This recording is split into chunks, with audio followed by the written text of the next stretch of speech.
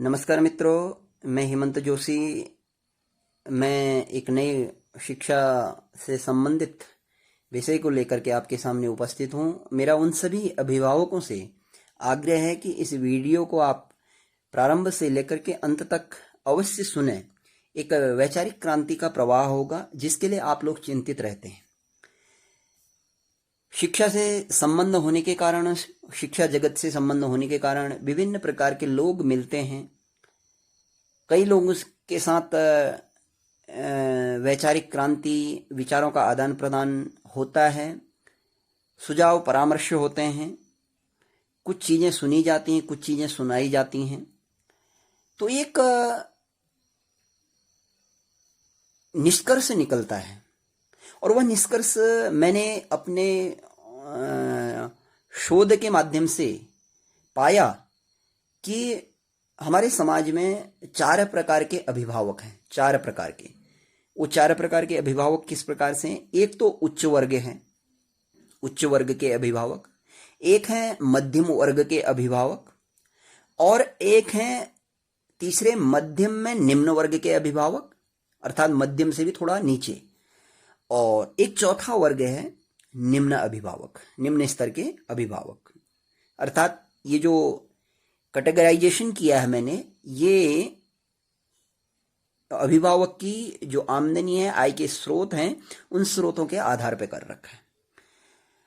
अब प्रत्येक अभिभावक, चाहे वो निम्न वर्ग का हो, मध्यम निम्न वर्ग का हो, या मध्यम वर्ग का हो, या उच्च वर्ग का हो, बहुत संपत्तिशाली हो और निर्धन हो, प्रत्येक अभिभावक अपनी जो संतति होती है, जो अपनी पीढ़ी होती है, पुत्र पुत्रादि होते हैं, उनके विकास के लिए, उनके सफलता के लिए चिंतित रहते हैं और अपने अपने साधनों के माध्यम से, सुख सुविधाओं के माध्यम से वो प्रयत्नरत रहते हैं। तो जिस विषय में मैं आपसे संवाद करना चाह रहा हूं, मैं इन 4 प्रकार के अभिभावकों में, मैं उन उच्च वर्ग के अभिभावकों की और मध्यम वर्ग के अभिभावकों को तो यहां पे छोड़ दे रहा हूं। उनसे तो संवाद का ज्यादा विषय ही नहीं है। वो तो उनके पास आय के स्रोत अच्छे हैं, तो वो अपने बच्चों को महंगे से महंगे प्राइवेट निजी स्कूल्स में पढ़ाते हैं और पढ़ाने के बाद बच्चा यदि अच्छा योग्य है, पढ़ाई में मेहनत करता है, तो वो अच्छे कोर्सेज करता है, अच्छे सरकारी शैक्षणिक संस्थानों से, विश्वविद्यालयों से कोर्सेज करता है और सफलता अर्जित करता है। लेकिन जो बच्चा उतना होशियार बुद्धिमान नहीं होता है, मेहनती नहीं होता है, वो उस प्रकार के अभिभावक उसको पैसा दे करके कोर्सेज करवा लेते हैं। कुछ न कुछ बच्चा आगे को कोर्स कर करके कर लेता है, नहीं भी करता है तो उनके अभिभावकों के पास, माता पिताओं के पास इतना पैसा होता है कि 1-2 बच्चे उनकी संपत्ति, प्रॉपर्टी से पल सकते हैं। अब मैं बात किसकी कर रहा हूं? जो मध्यम निम्न वर्ग कहा मैंने, तीसरी जो श्रेणी थी, निम्नम मध्यम निम्न वर्ग, मध्यम निम्न वर्ग। अब उन अभिभावकों की स्थिति ऐसी है, सबसे पहले तो उन अभिभावकों का दृष्टिकोण क्या बन जाता है? वो देखते हैं कि मध्यम वर्ग का और उच्च वर्ग का बालक बालिका इस प्रकार के विद्यालयों में शिक्षार्जन कर रहा है, तो मेरा बच्चा क्यों नहीं? तो वह भी अपने गांव, देहात, पहाड़ इत्यादि को छोड़ करके, अपने गांव से पलायन करके, अपनी जो पैतृक संपत्ति है, पैतृक रोजगार है, व्यवसाय है, उसको छोड़ करके उस शहरों की ओर जाता है और अपने बच्चे को वो किसी निजी विद्यालय में प्रवेश कराता है और अपनी एक आजीविका का संचालन करते हुए, किसी रोजगार का संचालन करते हुए, वो किसी नगर महानगर में जैसे तैसे अपने 1-2-3 बच्चों को निजी स्कूल में प्रवेश कराता है और प्रतिमासिक अपने दैनिक जो सुख सुविधाएं हैं, खाद्य वस्तुएं हैं, खाद्य आपूर्ति हैं, अपना जो भी वेशभूषा, पहनावा इत्यादि, उसमें बचा बचा करके वो अपने बच्चों की जो फी होती है, जो अन्य शुल्क होते हैं उनकी पूर्ति करता है। अब उसके सामने स्थिति जब खराब होती है वो कब होती है उसके बारे में मैं आपके सामने चर्चा करना चाह रहा हूं कि वो 9वीं 10वीं 11वीं 12वीं तक तो अपने बच्चों को प्राइवेट स्कूल में पढ़ा लेता है, जैसे तैसे पढ़ा लेता है, अपने खर्चों को सीमित कर करके बहुत कम करके पढ़ा लेता है। जितना वो बचाता है उतना निजी स्कूल में देता है। उसके पास अपनी बच्चों के लिए भविष्य के लिए कोई जमा पूंजी नहीं बच पाती है।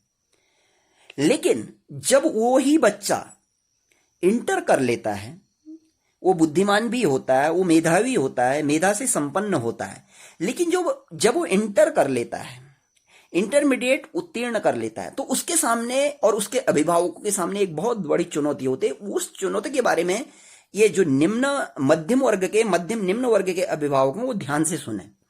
अब चुनौती कैसी होती है, वो जिस प्राइवेट स्कूल में पढ़ रहा होता है उसके जो कक्षा साथी होते हैं बच्चे, उन बच्चों में कोई किसी अधिकारी का बच्चा होता है, किसी व्यापारी का बच्चा होता है, किसी शिक्षक चिकित्सक का बच्चा होता है, किसी इंजीनियर वकील का बच्चा होता है, किसी अच्छे जनप्रतिनिधि का बच्चा होता है, विभिन्न प्रकार के बच्चे होते हैं। वहां एक बच्चा आपका भी होता है, उस निम्न मध्यम वर्ग के व्यक्ति का, जो अपना कोई छोटा मोटा रोजगार करके नगर महानगर में या किसी कंपनी इत्यादि में नौकरी कर करके जैसे तैसे वो अपने बच्चे का वहां पर अध्यापन करवाता है।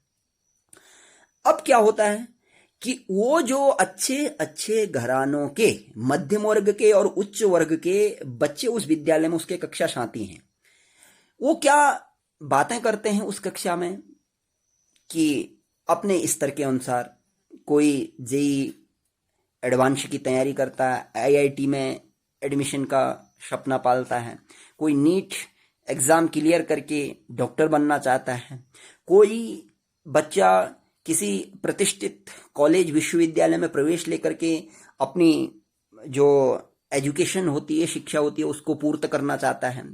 इवन कुछ वर्ग तो ऐसा भी होता है, वो किसी थोड़ा बहुत स्कॉलरशिप के माध्यम से यदि चयन हो जाए तो वो विदेश में पढ़ने की भी सोचता है। तो इस प्रकार के जो अधिकारी, शिक्षक, चिकित्सक, व्यापारी, जनप्रतिनिधि के बच्चे हैं, अलग अलग प्रकार के डिफरेंट तरीके से सोचते हैं। उसमें एक बच्चा आपका भी होता है, मध्यम निम्न वर्ग का बच्चा, और वह सोचता तो है, वो उन बच्चों से ब्रिलियंट भी है, अच्छा बुद्धिमान है, लेकिन उसके सामने एक जो बहुत बड़ी चुनौती होती है वो होती है आय, धन से संबंधित। अब वो जब किसी भी कोर्सेज को करना चाहता है, कहीं किसी महानगर में किसी अच्छे कॉलेज में पढ़ना चाहता है, आईआईटी नीट इत्यादि के माध्यम से किसी अच्छे मेडिकल कॉलेज में एडमिशन लेना चाहता है, तो उसके सामने एक चुनौती होती है कि पैसा कहां से लाएगा। क्योंकि माता पिता ने तो आज तक तो 2000-3000 प्रतिमासिक जो शुल्क था उसका निर्वहन करके पढ़ा दिया। उसके बाद इकट्ठा जो पूंजी होती है उस पूंजी को अभिभावक कहां से लाएगा और बच्चा कहां से दे पाएगा। तो ये बहुत बड़ी चुनौती होती है उसके सामने। अब जब उसके साथी आगे की तैयारी करते हैं, कुछ साथी निकल जाते हैं, कोई अच्छे कॉलेज में प्रवेश पा लेता है, कोई आईआईटी में प्रवेश पा लेता है, कोई अच्छे मेडिकल कॉलेज में प्रवेश पा लेता है, कोई अच्छे शैक्षणिक संस्थानों में, सरकारी शैक्षणिक संस्थानों में प्रवेश नहीं पाता है तो वो किसी प्राइवेट अच्छे कोर्सेज को कर लेता है। लेकिन उस बच्चे के सामने सभी प्रकार की चुनौतियां ही चुनौतियां होती हैं। अब वो बच्चा अपने अंदर गिल्टी फील कहते हैं, एक ग्लानि का अनुभव करता है। उसके अंदर जो आत्मसंतोष होता है वो बिल्कुल तितर बितर हो जाता है। इवन ऐसी स्थिति आ जाती है उसके सामने कि वह अपने माता पिता को और अपने को भी दोषी बताने लग जाता है।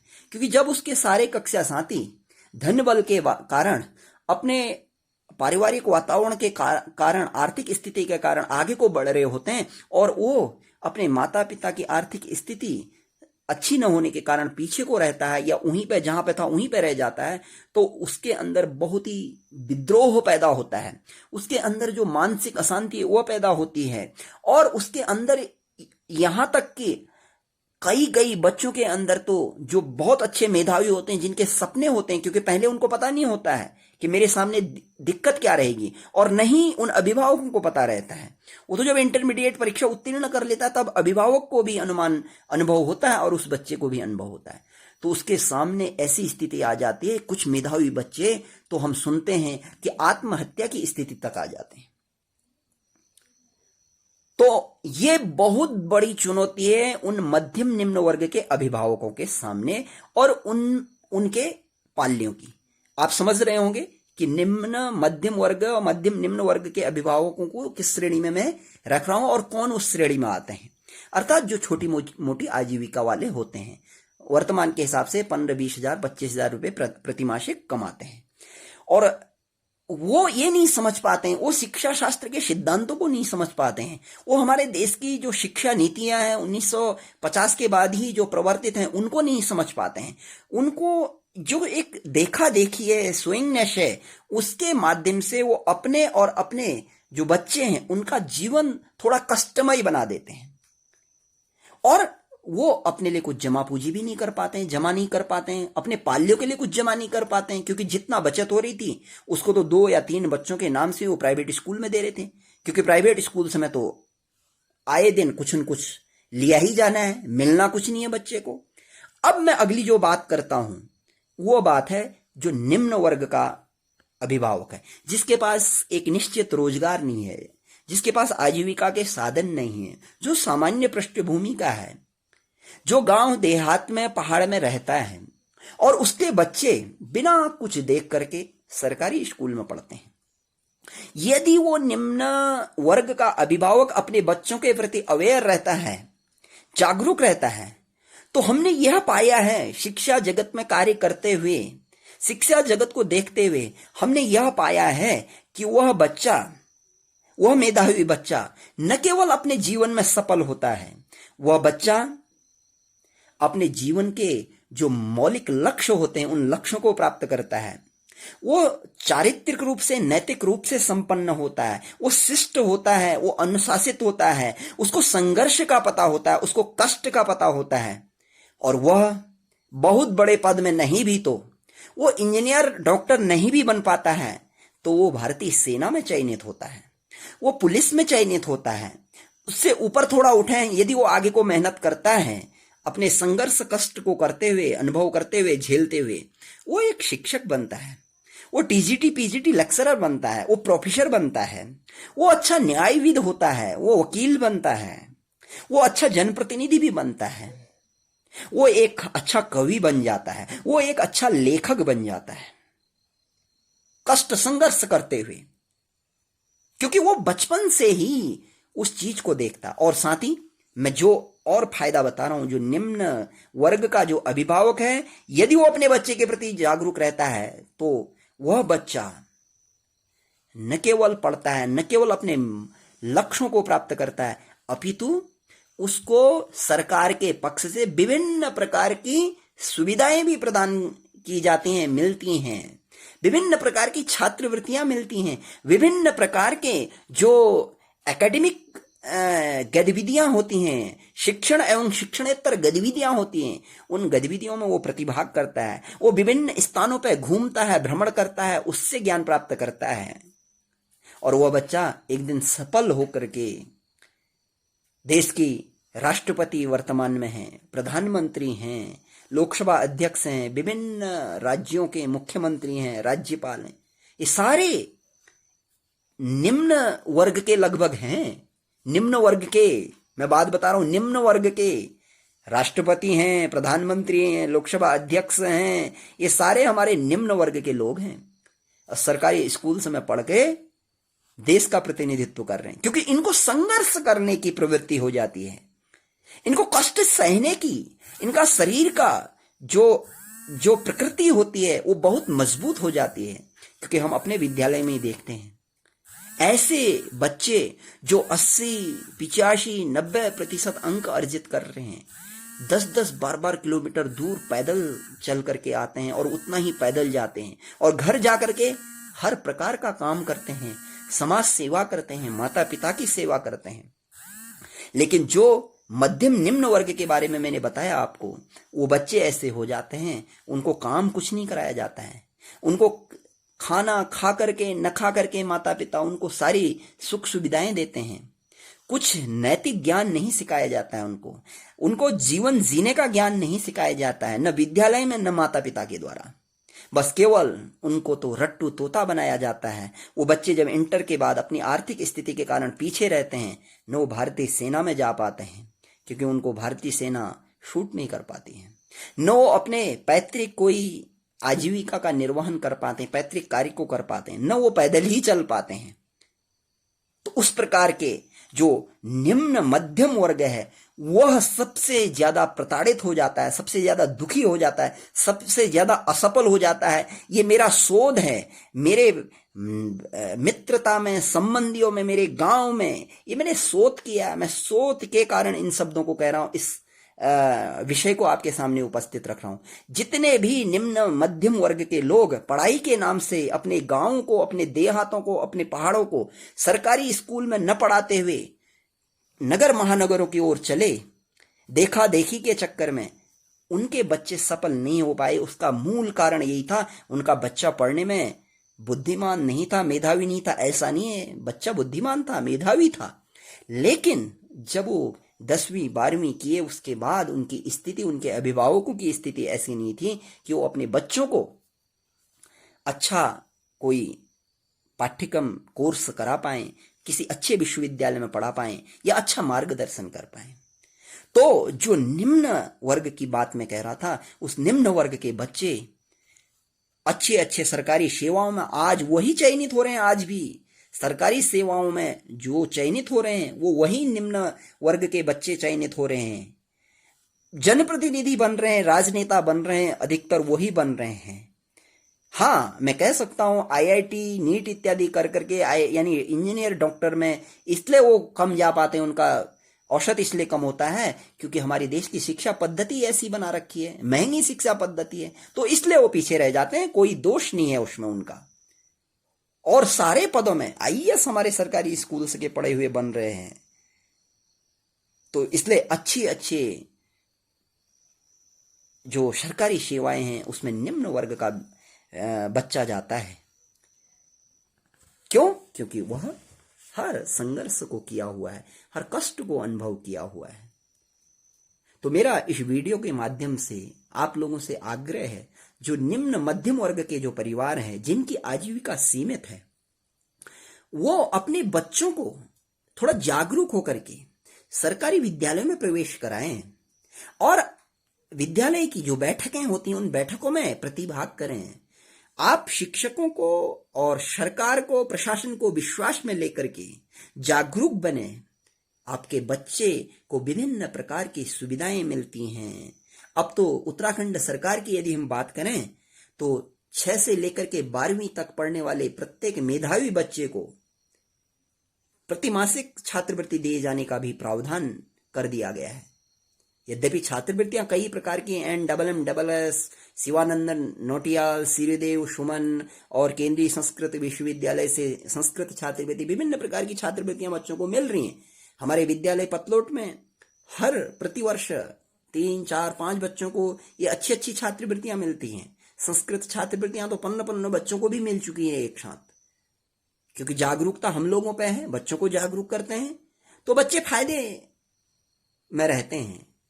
15-17 हजार बच्चे एक बच्चे की खाते में आती है एक साल की इकट्ठी, और वो बच्चे हमारे प्रत्येक गतिविधि में विद्यालय का नाम रोशन करते हैं, देहरादून राज्य स्तर तक वो जाते हैं। ऐसे बच्चे हैं क्योंकि उनके अभिभावक जागरूक हैं अपने बच्चों के प्रति, हम उनके प्रति जागरूक हैं। तो ऐसे ही आप लोग जो पढ़ाई के नाम पे गांव से पलायन करते हैं, देहातों से, पहाड़ों से पलायन करते हैं और अपना खाना खा करके बच्चों का भरण पोषण करते हैं इंटर तक, उसके बाद फिर कुछ नहीं होता, आपके पास कुछ पैसा बचा नहीं हुआ होता है, उनकी शादी के लिए पैसा बचा नहीं होता है, उनके पाठ्यक्रम को, कोई कोर्स को कराने के लिए कोई पैसा नहीं होता है, तो उस समय बच्चे की स्थिति बहुत दयनीय हो जाती है। इन चीजों को आप अनुभव करेंगे, करते भी हैं आप ये जो शब्द आप सुन रहे हैं ये सुने नहीं थे आपने अभी, और अब आपके जो आंखें हैं वो खुल रही हैं। हाँ, वास्तव में यही है स्थिति। तो इसलिए आप इन विचारों को, क्योंकि वैचारिक क्रांति ऐसी होती है, उससे कई मामले हल हो जाते हैं, कई समस्याओं से निजात मिलता है।